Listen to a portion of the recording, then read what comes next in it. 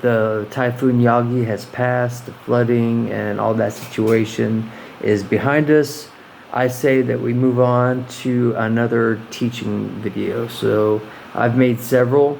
One of them is 1,000 something views. Other ones have a couple hundred. So I don't know exactly what it is you look for when it comes to teaching. So I'm just gonna shoot from the hip and just throw out facts and things that I've learned after 4 years of teaching in Vietnam, specifically with Vietnamese students, put in consideration their culture, their learning methodology, the kind of classes that you'll typically see, the access to materials that you'll have depending on where you're at, the difference between north, if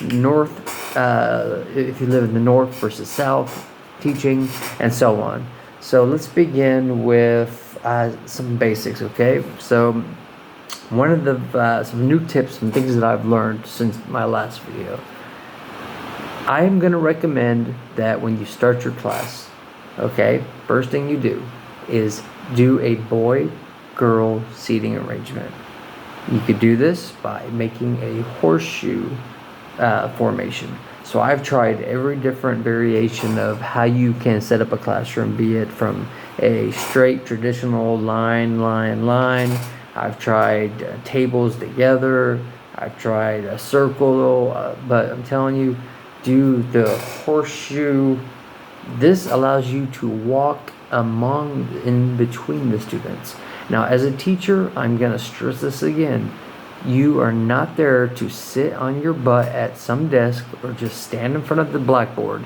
You should be walking among your students, in front of your students.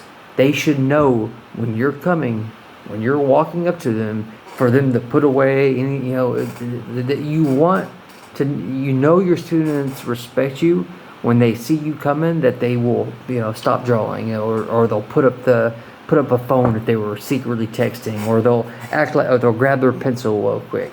That shows that they respect you, that you have rapport. If your students see you walking among them and they don't even look up, that shows that you're failing as an educator, that you are trying to be their friend and not their mentor. And as I said before, it is not your job to be their friend. You're not their buddies. You are their teachers. Their future is in your hand. So if you come here to Vietnam, the quality of education you provide, and don't get me wrong, okay, everybody starts somewhere. You're going to stumble, you're going to fall, you're going to make mistakes.